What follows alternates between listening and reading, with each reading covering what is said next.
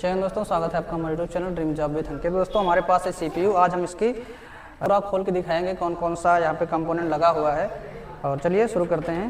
तो यहाँ पे सबसे पहले यहाँ पे पीछे दो नट होते हैं, इसको हम ओपन करते हैं और उसके बाद इसको हम थोड़ा सा पीछे खींच कर ओपन कर लेते हैं। तो इसको हम बाहर रख दे रहे हैं और थोड़ा सा इधर कैमरा ले आइए, यहाँ पर जूम करिए। अब देखिए यहाँ पे और आप पास ले आइए। ये पूरा जो दिख रहा है बोर्ड आपको, ये पूरा आपका मदर बोर्ड है। अब लोग भी आ जाइए इधर और पास आइए। ये दिख रहा है ये पूरा प्रिंटेड सर्किट, ये पूरा मदर बोर्ड है जो कि इसमें देखिए ये आपकी रैम लगी हुई है। इसको कैसे निकाला जाता है, यहाँ पे इसको थोड़ा सा पीछे इस तरह से खींचा जाता है और यहाँ पे भी इस तरह से, उसके बाद ये निकल आती है। ठीक, पीछे खींचेंगे तो ये रैम है, ये इसकी मेन मेमोरी होती है ना, हम लोगों जो ने पढ़ा था रैम और रोम, ये रैम है। उसके बाद ये है CPU का फैन, इसके नीचे CPU लगा होता है। हम लोग इसको CPU बोलते हैं लेकिन ये CPU बॉक्स है ना कि CPU। इसको निकालने के लिए देखिए यहाँ पे एरो बनी हुई है, इसको इस तरह से घुमाया जाता है। ठीक, इस तरह से घुमाएंगे तो ये ढीला हो जाएगा। और ये कहाँ से कनेक्ट होता है, यहाँ पे देखिए CPU कनेक्ट, फैन को कनेक्ट करने के लिए अलग से दिया गया है पिन। ये कुछ इस तरह से होती है, इसको हल्का सा दबा के निकाल लिया जाता है। ठीक, अब आपका फैन फ्री हो चुका है। ठीक, यहाँ पे ये हमारा CPU फैन है, ये हमारा CPU है जिसको हम लोग माइक्रो प्रोसेसर बोलते हैं। ठीक, यही है CPU, सेंट्रल प्रोसेसिंग यूनिट। इसमें इस तरह से हुक लगा होता है, इसको हम दबा के पीछे की तरफ से खींचते हैं और इसको हल्का सा उठा लेते हैं। ठीक, जब इसको पीछे की तरफ खींचेंगे, यहाँ पे थोड़ा सा जूम करिए तो, और इसको पकड़ के हम ये देखिए, इसको थोड़ा सावधानी से आपको पकड़ना होता है क्योंकि यहाँ पे पिन लगी होती हैं। ये हमारा हो गया माइक्रो प्रोसेसर जिसको CPU बोलते हैं। और इसमें देखिए कुछ यहाँ पे वायर लगे होते हैं, ये दिख रहे हैं वायर। ये वायर हमारे आगे माइक्रो USB वाले पोर्ट होते हैं और कुछ यहाँ पे ऑडियो और माइक के पोर्ट होते हैं। और यहाँ पे ऑन ऑफ का जो बटन होता है इसके लिए भी यहाँ पे वायर कनेक्शन दिया जाता है। ठीक, तो और यहाँ पे जो कुछ लाइट इंडिकेटर लगे होते हैं वो यहाँ पे लगे होते हैं, दिख रहा है। यहाँ पे आप देखेंगे ध्यान से तो यहाँ पे देखिए लिखा रहा है पावर SW, यहाँ पे पावर LED और यहाँ पे पावर LED प्लस माइनस, यहाँ पे दो बटन दिए गए हैं। इसको यहाँ से निकाल सकते हैं। ठीक, इसको ध्यान देना रहता है आपको, थोड़ा सा सावधानी से निकालेंगे नहीं तो फिर आपको लगाने में प्रॉब्लम होगी। इस पर हम अलग से बात करेंगे कौन से पे क्या लगाना है। ठीक, इसको भी वैसे ही लगा देते हैं जैसे हमने यहाँ पे निकाला हुआ है।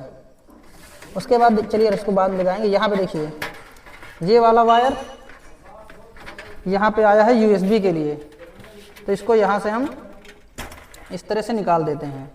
और यहाँ पे एक वायर और आया है क्योंकि इसमें दो USB लगी हैं और पावर ऑन ऑफ का बटन दिया गया और यहाँ पे माइक का भी दिया गया है। ठीक, यहाँ पे जो जिस चीज़ निकालेंगे यहाँ पे नीचे लिखा भी रहता है तो आपको ध्यान दे लेना है। फिलहाल आप कोशिश करिएगा जो निकालिए वही लगाइए। देखिए यहाँ पे ये ऑडियो का है, यहाँ पे साफ साफ लिखा हुआ है ऑडियो। थोड़ा सा इसको फिलहाल इतना जूम नहीं हो पाएगा, यहाँ पे कॉर्नर पे ऑडियो का है, तो ये ऑडियो के लिए इसको हम यहाँ पे अभी लगा दे रहे हैं। ठीक, तो एक ये ऑडियो का हो गया, दूसरा हमारा था USB का, इसको भी यहाँ पे हम लगा देते हैं। ठीक, और यहाँ पे देखिए एक बैटरी लगी हुई है, दिख रही है, ये बैटरी है CMOS बैटरी, जो कि हमारा सिस्टम बंद हो जाता है उसके बाद इसमें टाइमिंग जो है बनी रहती है ना। सिस्टम बंद हो जाता है, इससे पावर कट जाता है, लेकिन जब दोबारा ऑन करते हैं तो समय हमारा सही बताती है। तो ये उसी की वजह से ये हमारा इसमें जो बैटरी लगी होती है उसकी वजह से ये सही समय बताती है। डाउन हो जाती है तो इसका टाइम जो है चेंज होने लगता है। ठीक, उसके बाद यहाँ पे देखिए जो ये लगा हुआ है, इसको हल्का सा दबा के खींचेंगे तो ये भी बाहर निकल आएगा। ये क्या है, ये पावर देने के लिए है, DC पावर, जो कि हमारे मदरबोर्ड को देता है। और ये पावर इसको कहाँ से मिलती है, SMPS। यहाँ पे देखिए स्विच मोड पावर सप्लाई इसका पूरा नाम होता है। इसके माध्यम से अलग अलग पार्ट में करंट जाता है, जिसकी जितनी आवश्यकता होती है उसी हिसाब से ये करंट देता है।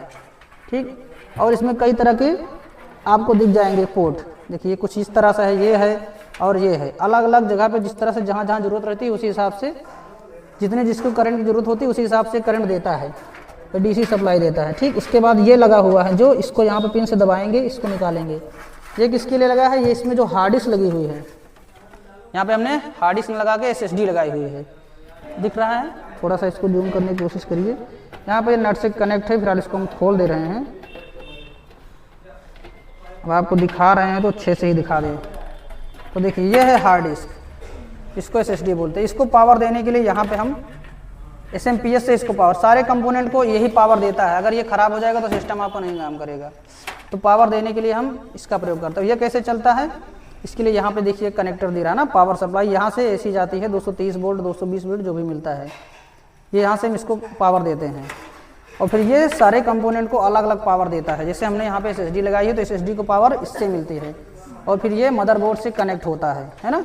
इसके लिए यहाँ पे दिया गया है कनेक्ट करने के लिए, यहाँ पे हम इसको कनेक्ट करते हैं इस तरह से, ठीक। जिस तरह से अभी निकाले हैं उस तरह से इसको हम कनेक्ट कर देंगे, उसी तरह से कनेक्ट होगा। इसमें उसी हिसाब से खांचा बना रहता है, आपको ध्यान से देख के लगा देना है, ठीक। इस तरह से दबा देंगे, इसमें हल्की सी स्प्रिंग रहती है, ये फिट हो जाता है।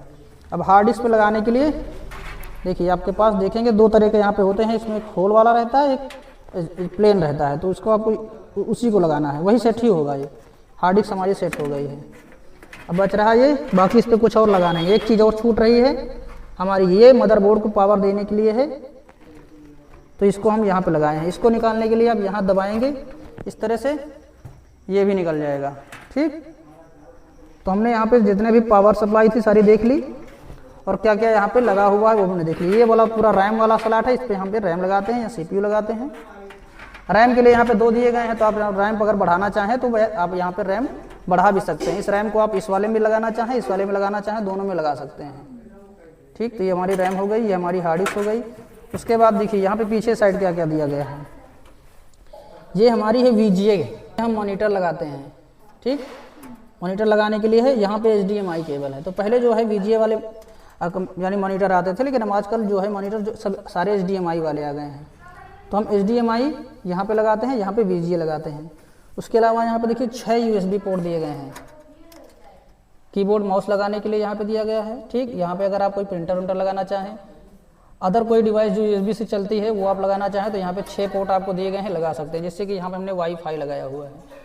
इससे क्या होता है, क्योंकि CPU में वाईफाई से नेट नहीं चलता, इस वजह से इसमें हम अलग से वाईफाई अडाप्टर लगाते हैं, जिससे कि ये भी वाईफाई पे काम करना शुरू हो जाए। अगर आप उस पर ब्लूटूथ चलाना चाहें तो उसके लिए ब्लूटूथ अडाप्टर लगाएंगे। उसके बाद नीचे यहाँ पे देखिए ये लैन केबल है। जब इंटरनेट को हम केबल के थ्रू जोड़ना चाहते हैं तो यहाँ पे हम लैन केबल लगाते हैं।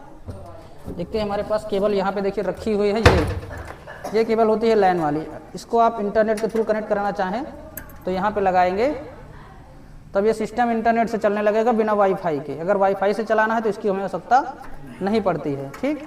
नीचे यहाँ पे माइक और स्पीकर के लिए दिए गए हैं। अगर आप मान लीजिए कोई वीडियो बनाते हैं या फिर इसमें माइक लगा के कुछ रिकॉर्ड करते हैं, या फिर अगर आप स्पीकर लगा के साउंड के माध्यम से कुछ सुनना चाहते हैं तो यहाँ पे हम स्पीकर लगाते हैं। बस पीछे का पोर्शन इतना ही है, इसमें कुछ नहीं है। और ये SMPS का फैन है, जिससे कि ये SMPS गर्म ना हो, इस वजह से यहाँ पे फैन लगा होता है। बस इसमें और कुछ खास नहीं है। देखिए यहाँ पे पहले क्या होता था, वो CD भी लगाई जाती थी, CD DVD राइटर यहाँ पे लगता था, जिससे कि यहाँ से हमने कैसेट जो होती है ना CD DVD यहाँ पे लगाने के लिए, तो इस वाले बॉक्स को हम हटा के यहाँ से, ये पीछे से हटता है, यहीं पे हम हट गया, यहीं पे हम CD DVD राइटर लगाते हैं, जो बाहर निकल के आती है, जिसके माध्यम से हम CD या DVD यहाँ पे यूज करते हैं। और इसमें कुछ खास अलग से और कुछ है नहीं, ठीक। तो इसका हमें इस्तेमाल हो ही नहीं रहा है CD DVD का, तो इसका हम बंद कर दे रहे हैं और ना ही इसको हम लगवाते हैं। तो इसकी जगह पे हम लोग यूज़ कर रहे हैं पेन ड्राइव का। तो CD DVD का काम धीरे धीरे ख़त्म हो चुका है।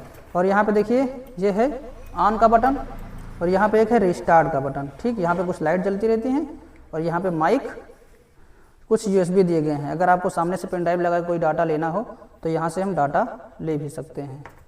बस इतना ही है CPU में, बाकी आप मॉनिटर कीबोर्ड जानते ही हैं। तो आशा करते हैं आपको यहाँ पे समझ में आ गया होगा। फिर भी अगर कोई कन्फ्यूजन है तो आप कमेंट बॉक्स में कमेंट करके पूछ सकते हैं। वीडियो कैसा लगा कमेंट करके ज़रूर बताएं।